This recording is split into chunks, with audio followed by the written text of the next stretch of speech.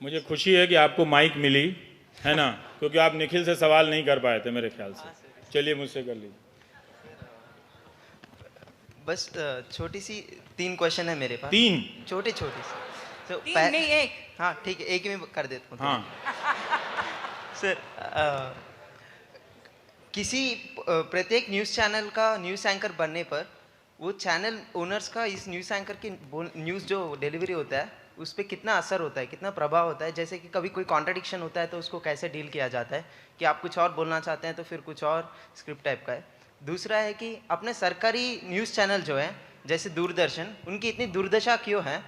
ये तीसरा क्वेश्चन है कि आपके साथी पत्रकार सीधा सीधे अर्नब गोस्वामी के बारे में बोलते हैं हर किसी के पास कुछ खूबियाँ होती हैं, तो फिर आपको अर्नब गोस्वामी जी में क्या खूबियाँ नज़र आती हैं या फिर क्या? देखिए, मैं कोई बॉर्नवीटा कॉम्प्लेक्स में नहीं आया हूँ, ठीक है, कंपटीशन में नहीं आया हूँ कि उनकी खूबियाँ बताऊँगा, ठीक है। तो ये इसको रहने दीजिए, उनमें जब खूबियाँ नज़र आ जाएंगी तो वो भी बता देंगे आपको। पर आपका पहला सवाल उसको ठीक से फ्रेम नहीं हुआ, पर वो महत्वपूर्ण है। वो महत्वपूर्ण इसलिए है कि देखिए, टेलीविज़न में एक प्रोसेस के तहत रिपोर्टिंग को ख़त्म किया गया, ठीक। जब 150 रिपोर्टर होते हैं तो कब किसके हाथ कौन सी सूचना लग जाएगी किसी को पता नहीं होता था। तो कुछ खबरें दब भी जाती थी यहाँ तो वहाँ से निकल आती थी, कोई इधर से कोई उधर से, खबरें टहलती थी लोकतंत्र में। लेकिन रिपोर्टर को हटा दिया गया और न्यूज़ रूम में एक स्टार सिस्टम लाया गया जिसका बेनिफिशियरी मैं भी हूँ। तो जब ये 4-5 हो गए तो पावर के लिए इनको कंट्रोल करना आसान हो गया, मेहनत कम हो गई ना, मेहनत कम हो गई, इनकी इनसिक्योरिटी बढ़ गई कि यहाँ से हटेंगे तो कहाँ जाएंगे। तो उस कुर्सी को बचाने के लिए वो लगातार पावर से बैलेंस करते हैं। तो जैसे ही लगेगा कि कोई नेता 20 साल तक नहीं हारने वाला है, उस हफ्ते आप उस एंकर की देखेंगे जुबान बदल जाएगा। जैसे ही लगेगा कि ये नेता लगता है कि अगले साल हार सकता है, तो उसकी जुबान बदलने लगती है कि वो दिन रात अपना एक बैलेंस खोज रहा है और वो खुद ही ऑब्जेक्टिव नहीं है। ये आसान है। तो यही हुआ है कि पिछले 10 साल में टीवी चैनलों से रिपोर्टिंग ख़त्म कर दी गई है। अब किसी के पास इंफॉर्मेशन नहीं है, सबके पास परसेप्शन है, जो बहुत आसान है करना। एक टाई और एक कोट की ज़रूरत है और रात में 1 घंटा समय की ज़रूरत है। आप इस मुल्क को बिना कुछ किए बर्बाद कर सकते हैं। One question here and I'll come back to you. I'm sorry, many questions. One hand here and then. Thank you. Go ahead, short question. Thank you Ravish ji. जो एक नाम 350 किलोमीटर से मुझे यहाँ खींच के लाया है। 350 किलोमीटर से? जी थैंक यू। तो मेरा सवाल ये है रवीश जी, कुछ लोग ऐसा, मेरे हिसाब से, मैं भी जर्नलिज्म का स्टूडेंट हूँ लेकिन एक्सपीरियंस नहीं है। माइक में बोलिए ज़रा, माइक पास लीजिए। तो मेरा सवाल ये है रवीश जी, कहाँ हम वो लोगों के गेम में घूम तो नहीं जा रहे हैं जो लोग गांधी को बनिया के कम्युनिटी में और अंबेडकर ने तो सबको राइट दिए हैं, अंबेडकर को सिर्फ दलित तक रिस्ट्रिक्ट करने में, गांधी को बनिया तक रिस्ट्रिक्ट करने में, सरदार जी को पटेलों तक रिस्ट्रिक्ट करने में, जब उनके गेम के एक स्ट्रेटेजिक पार्टनर तो नहीं हो रहे हम ऐसे गुमशुदा तो नहीं हो रहे उनके गेम में। इसका जवाब यही है कि आप गांधी को भी अपना बना लीजिए, अंबेडकर को भी अपना बना लीजिए और पटेल को भी अपना बना लीजिए। मैं वही कह रहा हूँ। तो हम सारा इतिहास भी अगर वही उन्हीं को तय करने दीजिएगा, वो वर्तमान तो संभाल नहीं पा रहे, इतिहास भी बदल देंगे। कमाल है, मतलब अरे पढ़ने बैठेंगे ना इतिहास, मैं इतिहास का विद्यार्थी हूँ, तो 5 साल में कोर्स पूरा नहीं होता है। मूर्ति बना देने से आप इतिहास के विद्यार्थी नहीं हो जाते। मूर्ति बनाना एक तरह से वो गोल्डन गाइड है, कुंजी बनाना है, वो धोखा देना। जैसे बहुत सारे विद्यार्थी इतिहास की क्लास में जाते हैं तो कुंजी पढ़ के पास करते हैं, तो नेता जब पब्लिक में आता है तो उसे लगता है, उसे बताना पड़ता है कि वो इतिहास का भी विद्यार्थी है, तो वो कुंजी के रूप में मूर्ति बनवा देता है। कहता है कि हम जयंती सुबह सुबह व्हाट्सएप पे कर देता है, ये महापुरुषों को प्रणाम, ये महापुरुषों को प्रणाम, और काम किसी भी महापुरुष से उसके मिलते हुए नहीं नजर आते। आप बताइए किसके काम किस महापुरुष से मिलते हैं नजर आते हैं? वो तो ये बात है। शुक्रिया रवि जी, थैंक यू। और एक और बात है कि हर सवाल का जवाब मेरे पास नहीं हो सकता है जी। The lady here, third हम कोई row. रिजर्व बैंक नहीं है कि 8 महीने बाद झूठ बोलेंगे।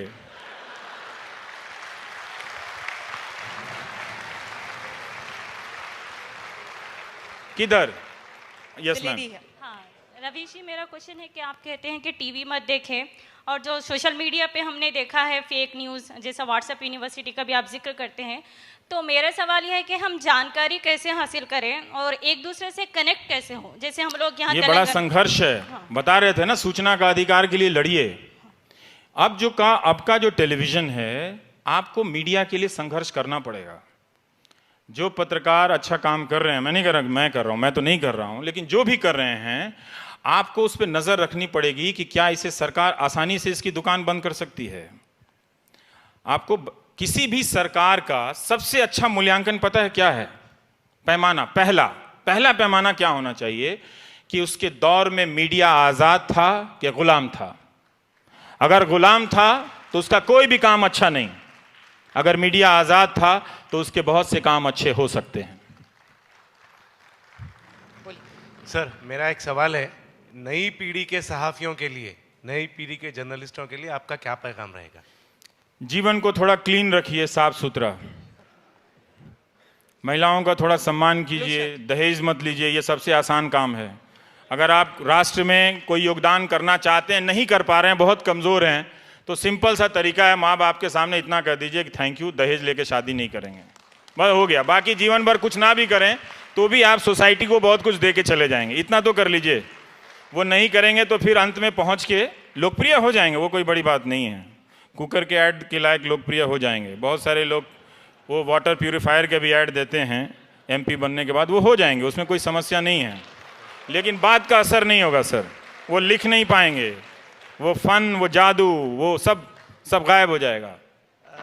रवीश जी, मेरे बहुत दो सिंपल क्वेश्चंस है। एक तो आपको क्या ये लग रहा है ये जो क्राइसिस है ये महज 3 साल का क्राइसिस नहीं, ये है? 3 साल का नहीं है, कभी भी नहीं। कहीं नहीं। ये तो नहीं है कि प्रिंसिपल न्यूट्रलिटी जो मीडिया ने शायद फॉलो मैंने ना कहा किया ना कि हो। मैं 2010 से टीवी देखना बंद कर दिया जी, था। जी। वो 2014 के 4 साल पहले की बात है। तो प्रिंसिपल न्यूट्रलिटी का एब्सेंस क्या एक वजह है जो क्राइसिस है आज फ्रीडम ऑफ एक्सप्रेशन में मीडिया देखिए, को लेकर? मेरी नजर में क्राइसिस है, पर वो तो सेलिब्रेट कर रहे हैं ना। क्राइसिस आपके लिए है, मीडिया के लिए क्राइसिस नहीं है। मीडिया को अब काम नहीं करना पड़ रहा है, ऐड ही ऐड मिल रहा है सरकार के यहाँ से, सबके यहाँ से। जिसके यहाँ खबर के नाम पे कुछ भी नहीं, उसको सरकार सबसे ज्यादा ऐड देती है। जिसके यहाँ सबसे ज्यादा प्रोपेगेंडा, उसी के यहाँ सबसे ज्यादा सरकार का ऐड है। और आप देख रहे हैं, आपको फर्क नहीं पता चलता। आप वो ऐड जो है सरकार का, वो आपकी जेब से बन के जाता है। तो एक अच्छे मीडिया के लिए संघर्ष तो करना पड़ेगा। वो लोग मौज कर रहे हैं सर, उनको तो कोट साफ करने के 250 सर्फ भी खर्च नहीं होते हैं, कोट गंदा नहीं होता एसी में। इतना टेम्परेचर होता है कि आप उस कोट को 4-4 महीने पहन के एंकरिंग कर सकते हैं। बाल ही तो बढ़ाने हैं, बाल कटाने हैं, बाल घटाने हैं, यही तो करना है। और क्या करना है? फिर रात में आके आपका खून बढ़ाना है, बीपी बढ़ाना है, यही तो करना है। सर, दूसरा सवाल यह, राहुल पंडिता ने एक आर्टिकल लिखा, हाँ। इनसाइड हेट मोदी इंडस्ट्री, इस पे आपका क्या विचार है? ऐसा तो कोई उद्योग आपको नजर आता है तो बता दीजिए, हम वहीं चले जाते हैं। देखिए, इसमें एक समस्या है। ठीक है कि जरूर एक नेता जब होता है तो उसके 2 पक्ष होते हैं।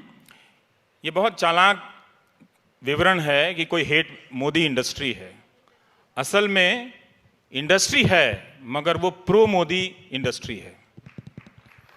आपको क्या लगता है कि जो रिसोर्स आईटी सेल वालों के पास है, उनके सपोर्टर के पास है, वो दूसरों के पास भी है? क्या उस आर्टिकल में ये भी लिखा था कि 90% मीडिया जो है प्रो मोदी इंडस्ट्री है? लिखा था उसमें? नहीं ना। तो 90% का मुकाबला 1% के विचलन से तो आप नहीं कर सकते। मगर उनकी बात इस हद तक ठीक है कि मीडिया का जो बंटवारा हो गया है, ऑब्जेक्टिविटी की जो हत्या हुई है, वो नुकसानदेह है। और उसमें बड़ी भूमिका इस वक्त, पहली भूमिका तो जिनको वो कह रहे हैं कि हेट मोदी इंडस्ट्री है, क्योंकि 2014 से पहले उनकी थी, लेकिन इस वक्त वो प्रो मोदी इंडस्ट्री की है, हेट ऑपोजिशन इंडस्ट्री की है, हेट क्वेश्चन इंडस्ट्री की है, हेट फ्री स्पीच इंडस्ट्री की है। ये सब बड़े बड़े कारखाने चल रहे हैं। There's one gentleman whose hand has been up जो for the last power half में an बैठा है hour. उसे आप विक्टिम के रूप में पेश कर रहे हैं। कमाल है साहब। जो पावरलेस है वो क्या है? अंग्रेजी वैसे कम जानता हूं, जितना समझा उसी के आधार पर बताया। मैं हिंदी में ज़्यादा नहीं बोल सकता, मगर अंग्रेजी सर में प्लीज बोलूंगा। अंग्रेजी में। Yes sir. Creating employment in India, when 10 million or more unemployed are coming into the market, job market every year, especially with land bill making land acquisition very difficult, and also government putting so many restrictions. Do you have any solutions for this? And also Mr. Pai, if he is still in the audience, I would like him to respond because he is a public policy expert. Thank you. Sir इसका जवाब जब मैं vote मांगने में नहीं है। हाँ, नितिन गडकरी के मंत्रालय को दिक्कत हो सकती है कि उनके कुछ रोड प्रोजेक्ट्स इसकी वजह से अटके हो सकते हैं, लेकिन बाकी जो फैक्ट्रियां हैं, जो प्राइवेट इन्वेस्टमेंट नहीं हो रहे हैं, उसके लिए लैंड एक्विजिशन जिम्मेदार नहीं है। और जब अब तो पता चल रहा है कि 27-28 इंडस्ट्रियलिस्ट को 10 लाख 15 लाख करोड़ का बैंक का कर्जा उन पर लदा हुआ है, तो इसका मतलब पैसा है आपके पास कि आप किसानों को उनके वाजिब दाम दे सकें, वो तो देना पड़ेगा। और ये लैंड एक्विजिशन की समस्या इसीलिए है कि आप वाजिब दाम नहीं देना चाहते, उनकी मर्जी को आप शामिल नहीं करना चाहते। अगर आप उनकी मर्जी को शामिल कर लेंगे तो इसमें कोई दिक्कत नहीं होगी। इससे हम कब तक भागेंगे? आप जो निखिल के भाषण का सार है वो यही है कि हम और आप कम से कम सहमति के रास्ते की तरफ तो बढ़ें, उससे पहले असहमतियों का सम्मान तो करें, डिसएग्रीमेंट का सम्मान तो करें, डिसेंट को पहचानें तो, वरना हम नहीं कर पाएंगे। ये लैंड एक्विजिशन की वजह से नौकरियां नहीं हैं, बहुत सारे और इकोनॉमिक डिसीजंस हैं। मुझे लगता है सर कि जितना मैंने 2014 के बाद आर्थिक चीज़ों को गहराई से देखा है, मुझे लगता है, मैं उसका ऑथराइज्ड नहीं हूँ, मुझे लगता है कि हम जिस व्यवस्था के रास्ते पे चल रहे हैं उसमें अब और संभावनाएं नहीं बची हैं। आप पूछेंगे कि दूसरी संभावनाएं क्या हैं, वो मुझे बिल्कुल नहीं मालूम, लेकिन ये मुझे नज़र में आ रहा है कि उसमें संभावनाएं नहीं हैं। आप वो फ्लाईओवर के बाद मोनोरेल, मोनोरेल के बाद मेट्रो, मेट्रो के बाद बुलेट करते रह जाइए, लेकिन संभावनाएं जो रोज़गार की है मुझे नज़र नहीं आती हैं सर। कि ये तब्दीली देखते नहीं, इनसे कुछ नहीं होने वाला है। नागरिक अधिकार क्यों कहा गया है? वो सिर्फ आप अर्जी देकर सरकार से ही ना लें, बल्कि आप अखबार और मीडिया से भी डिमांड करें कि आप जो सूचना दे रहे हैं वो सही हो। फेक न्यूज़ देखिए, altnews.in, ये बूम लाइव आए या SM होक्स लेयर आए, ये सब क्या है? देखिए, इनको देख के भी आपको चिंता करनी चाहिए कि मेन स्ट्रीम मीडिया का काम क्या है। वो सही सूचना का पता करे, लेकिन वो गलत सूचना छापने में लगा हुआ है, और सही सूचना का वो पता करने का काम जिसमें रिस्क ज़्यादा है उसने आउटसोर्स कर दिया कि भाई प्रतीक तुम देखो, एक्सपोज कर सकते हो तो कर देना, नहीं तो हमें कोई चिंता नहीं, हम तो जो मिला छाप देते हैं। तो वो ठीक नहीं है। तो सच बोलने की, सच पता करने की, ये कोई आसान चीज़ नहीं है सर कि आप सुबह उठेंगे और आपको सपने में आ जाएगा। इसके लिए मेहनत करनी पड़ेगी आपको, इसके लिए कीमत चुकानी पड़ेगी, और सारी कीमत आप मेरे ही ऊपर डाल देंगे तब तो फिर तो चुटकी में गायब ही कर देंगे, मुझे करने ही वाले हैं। जब गांधी जी पहले साउथ अफ्रीका से इंडिया आए थे तो उन्हें किसी ने एडवाइस किया था कि आप पहले इंडिया को जानिए, तो उन्होंने पूरी इंडिया को छापा, पूरी इंडिया को ट्रैवल किया था। सबसे लो 3rd क्लास ट्रेन में ट्रैवल करके उन्होंने पीपल के कल्चर को समझा, कहाँ के पीपल कैसे हैं। और नहीं, ये जानने के लिए हमारे नेता प्राइवेट जेट से जाते तो हैं। हाँ, प्राइवेट जेट से जाते तो है, लेकिन क्या हमारे एक्टिविस्ट जो है सिर्फ एक एरिया को एक एरिया को रह जा रहे हैं, लेकिन या पूरे देश को जाकर वो दे रहे हैं। और ऐसी एक संस्था बन रही है एक्टिविस्टों की जिनको बैलेंस्ड आउटलुक है, जैसे कि आज के स्पीकर्स को है। और अगर ऐसा सिस्टम आना चाहिए तो हमें क्या करना चाहिए? ठीक है, देखिए इसका जवाब ये है कि अगर आपका मतलब निखिल डे से है तो वो जिस एरिया में काम करते हैं जाहिर है कि उसी तक सीमित रहेंगे, और बेहतर है कि वो उस तक सीमित रहें। पर उन पे ये जिम्मेदारी ना डालें कि आप बंगाल के प्राइमरी एजुकेशन के बारे में भी बोलें। वहाँ पे समझने वालों के लिए वहाँ के भी लोग हैं।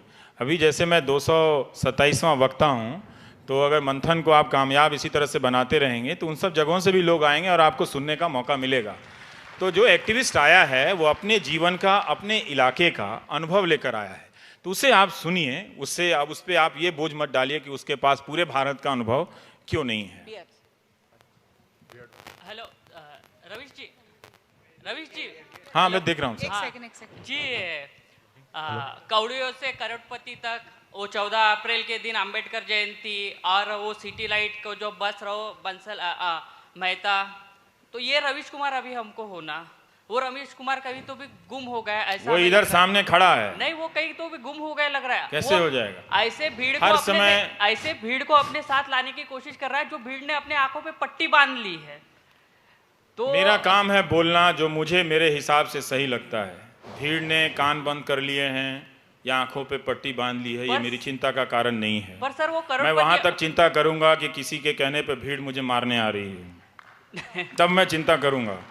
जब तक नहीं आ रही है, मुझे बोलने दिया जाता है, मैं उनके नहीं सुनने के अधिकार का भी सम्मान करता हूं कि हाँ वो मुझे नहीं सुनना चाहते, ज़रूर वो मुझे नहीं पसंद करते होंगे, तो हो सकता है कि मेरी बात अच्छी नहीं हो और इसका मुझे सम्मान करना चाहिए। बहुत बारिश हो रही है बाहर। एक यहाँ से one question here. Ravish sir, यहाँ हेलो सर, अभी आपकी बात की एंड में आप एक इशारा दे रहे थे, इन्वेंटो दे रहे थे कि कॉरपोरेट मीडिया खरीद रही, हम पीछे नहीं जाएंगे, हम काम करेंगे। एक अफवाह ये फैली हुई कि एनडीटीवी को बीजेपी के कोई लोगों ने खरीद लिया है, तो अगर ये अफवाह सही है तो Ravi ji next step NDTV वाले बताएंगे ना, मैं वहाँ काम करता हूँ, कंपनी थोड़ी चलाता हूँ। नेक्स्ट स्टेप अगर ये अगर सच है तो क्या नया चैनल या नेक्स्ट चैनल क्या रहेंगे? नहीं, मैं चैनल नहीं चला सकता भाई। मुझे पढ़ने का काम, लिखने का काम दे दो, मैं वही कर सकता हूँ। नए चैनल में जाएंगे आप? उतना नहीं आ सकता। Okay, thank you.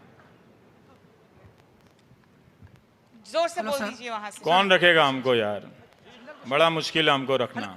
Hello sir, sorry for asking such question sir. If something happens to you, who will be responsible? अरे यार ये सब मत पूछो, बुरी बुरी बातें यार, अच्छी अच्छी बातें कहो। क्या है यार, कुछ नहीं होगा आपके रहते हुए। और क्या, आप नहीं हैं क्या? मेरे होने से पहले आपको कुछ हो जाएगा ये समझिए, और जब तक आपको कुछ नहीं होगा हमको कुछ नहीं होगा। आप बोलिए, आपके पास है। हाँ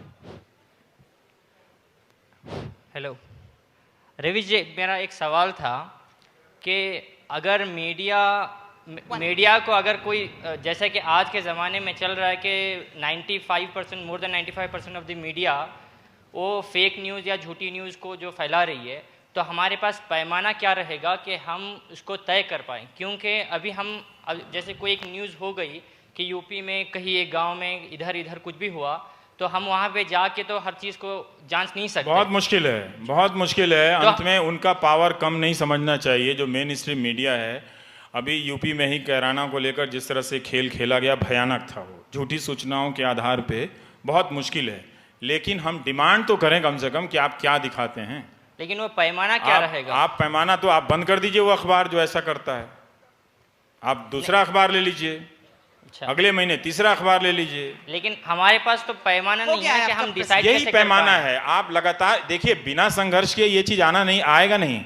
और देखिए, फेक न्यूज के भी बड़े सारे ग्रेड हैं। एक तो जो सीधा सीधा फेक न्यूज है, एक वो फेक वो है कि जो खबर अब एक तरह से सही है, जैसे सुनंदा पुष्कर वाली खबर, ठीक, तो वो खबर सही होगी, लेकिन आप घेर किसको रहे हैं? जो आरोपी है। अरे भाई 4 साल 3 साल हो गया, पुलिस वाले से पूछोगे ना कि जो उसका अभियुक्त है, एक ही चैनल के 4 माइक घूम रहे थे, मैंने वीडियो में देखा कि देखिए वो किस तरह से एक ट्रोल है। एक टीवी चैनल भी आपके पीछे ट्रोल बनकर आ सकता है कि 4 माइक, एक ही तरह का माइक लिए एक सांसद को घेर रहे हैं।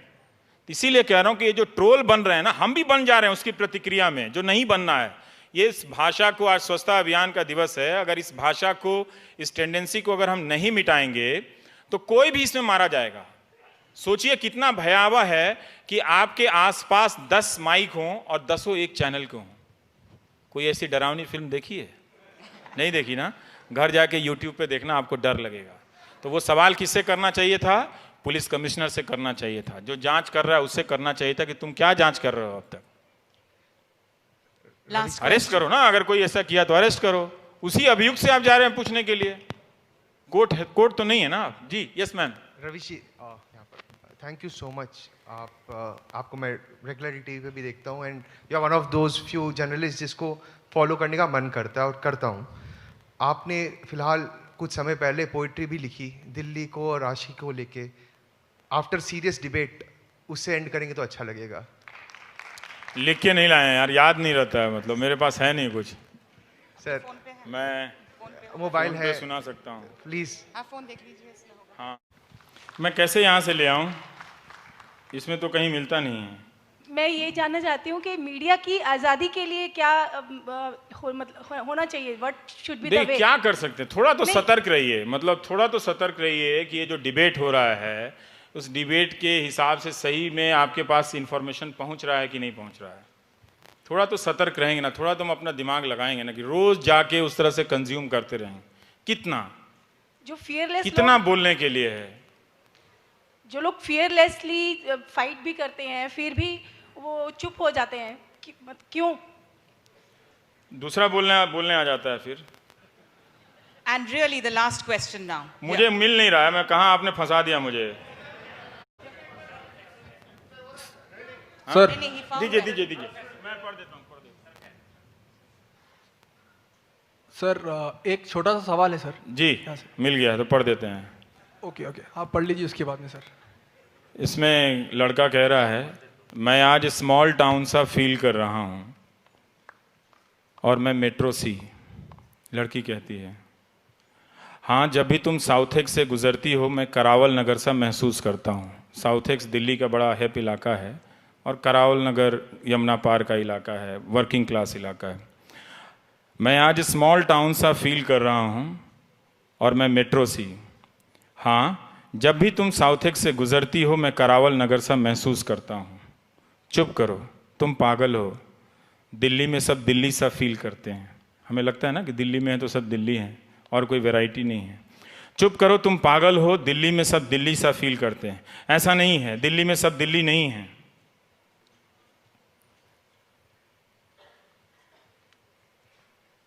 अब फोन भी आ रहा है इसमें यार। मैं आज स्मॉल टाउन सा फील कर रहा हूं और मैं मेट्रो सी। हाँ जब भी तुम साउथेक्स से गुजरती हो मैं करावल नगर सा महसूस करता हूं। चुप करो, तुम पागल हो। दिल्ली में सब दिल्ली सा फील करते हैं। ऐसा नहीं है, दिल्ली में सब दिल्ली नहीं है। जैसे हर किसी की आंखों में इश्क नहीं होता। अच्छा तो मैं साउथेक्स कैसे हो गई? जैसे कि मैं करावल नगर हो गया। सही कहा तुमने। ये 12 पुला फ्लाईओवर ना होता तो साउथेक्स और सराय काले खां की दूरी कम ना होती। तुम मुझसे प्यार करते हो या शहर से? शहर से, क्योंकि मेरा शहर तुम हो। सर एक लास्ट सवाल। जी सर। आज जो चैनल्स पे लोग रिप्रेजेंटेटिव बन के बैठे हैं तो इनको जो लेके आके बिठाते हैं इसका क्राइटेरिया क्या है? क्योंकि ये देखा गया इसका कोई क्राइटेरिया नहीं है। सबसे बड़ी बात तो ये है, ये देखा गया है सर कि जो लोग बैठ रहे हैं कुछ लोग तो ऐसी नफरत की बातें करते हैं, कुछ लोग तो एक धर्म के खिलाफ सीधा माने कि इंसल्टिंग बात करते हैं, कुछ लोग तो ये जो इनका जो क्राइटेरिया है तो ये किस क्राइटेरिया पे आके बैठ रहे हैं? कोई क्राइटेरिया नहीं है। और हर टीवी चैनल के नीचे जब बताता है कि if you have some complaints please complain to broadcasting so and so, तो इसको कंप्लेंट करने के बाद कोई एक्शन क्यों नहीं होता सर? आपको क्या लगता है इस पे? कभी कभी एक्शन होता है, मतलब आपको कहा जाता है कि आपने ये गलती की है तो हम लोग कई बार बोल देते हैं, वो जेन्युइन मिस्टेक्स है। लेकिन ये जो परसेप्शन जो है ना, जो एडिटोरियल वाला है, तो उसमें कोई तरीका नहीं है कि उसमें हस्तक्षेप करे। और अगर आप उनके प्रदर्शन को देखेंगे जो NBSA है जो जहाँ भेजा जाता है, बहुत अच्छा तो नहीं है, क्योंकि बहुत से चैनल उनकी बातों को मानते भी नहीं हैं। कई बार कह देते हैं कि हम नहीं मानेंगे, तो वो कोई लागू नहीं है, पर उसका कोई क्राइटेरिया नहीं है। पर आप भेजते रहिए तो कम से कम जो लोग मेरे खिलाफ भेजते हैं वो नोटिस तो आ जाता है, तो इससे पता चलता है कि जनता सतर्क है। तो चलिए, और कहीं और नहीं तो मेरे पर एक्सरसाइज कर लीजिए, पर प्रैक्टिस में रहिए लगातार। देखिए, सिस्टम इंस्टीट्यूशन की डिमांड अगर हम नहीं करेंगे ना, तो हम इसी तरह से हर चुनाव के बाद इसी मोड़ पर रहेंगे। किसी के जीतने हारने से हमें फर्क क्यों पड़ता है? पता है क्यों? क्योंकि सिस्टम पे हमारा ट्रस्ट नहीं है। हम छोटी छोटी बातों के लिए अपना ट्रस्ट किसी पार्टी में ट्रांसफर कर देते हैं। उसकी भी जान छोड़िए, उन लोगों को बहुमत मिला, उनको काम करने दीजिए। पर क्या करें, वो उनको सिस्टम बनाना चाहिए ना जिससे हम अपना न्याय हम जाके सिस्टम से मांग लें। तो हर चीज़ का एक्सपेक्टेशन अगर हम उनके दरवाजे पर बैठेंगे, जिनका काम पॉलिसी बनाना है, उसको इम्प्लीमेंट करना है, तो यही सब ओपिनियन मैनेज करने में हर कोई लगा रहेगा। तो बेहतर है कि जो बुनियादी काम है आप सिस्टम की तरफ लौटिए और मांगिए व्यवस्था जो अच्छी हो, जो आपके हिसाब से हो, जो आपके लिए हो। नेता मिल जाएंगे, जो नेता हैं वो बहुत ख़राब नहीं हैं, अच्छे भी हैं, इतना भी बुरा हाल नहीं है हमारे राजनीतिक दलों का। लेकिन जब सिस्टम ही नहीं रहेगा तो कोई भी अच्छा नेता वहाँ पहुँच के फेल ही करेगा और अंत में अपने आप को फेल होने से बचाने के लिए वो सिस्टम को मैनिपुलेट करने लगेगा। तो आप ये डिमांड कीजिए कि आपका शहर का जो एसपी है वो पुलिस लॉ के हिसाब से निष्पक्ष रूप से काम करे, जो कलेक्टर है वो निष्पक्ष रूप से काम करे। उसका अगर पॉलिटिकल ट्रांसफ़र होता है तो आप चौकस रहिए, आप डीएम एसपी का साथ दीजिए। तो आप अगर सिस्टम का साथ नहीं, उनका भी साथ देना है, उनसे डिमांड भी करना है। तो अगर आप समझते हैं कि डेमोक्रेसी में नागरिक बनना, सिटीजन बनना इतना आसान है, तो भाई साहब इतना आसान नहीं है। वोटर बनना आईआईटी के इम्तहान से ज़्यादा मुश्किल तैयारी है। बहुत लोग सोचते हैं ये फोकट का काम है, चले गए 80% में गिना गया, वोट दे के आ गया, फोटो आ गया जी हमने लोकतंत्र के लिए वोट दिया है। ऐसा नहीं होता, बहुत मेहनत करनी पड़ती है। और आप देखिए कि आपके नेता कितनी मेहनत करते हैं। हम अपने नेताओं का ऐसे मजाक उड़ा देते हैं, पर वो हमसे 10 गुना ब्रिलियंट प्राणी होते हैं वो। पर वो अच्छा होता है, वो सकारात्मक उनकी ऊर्जा उसमें लगती। तो Thank you very much, Ravish ji. You'll miss your flight now. Thank you so much for being with us.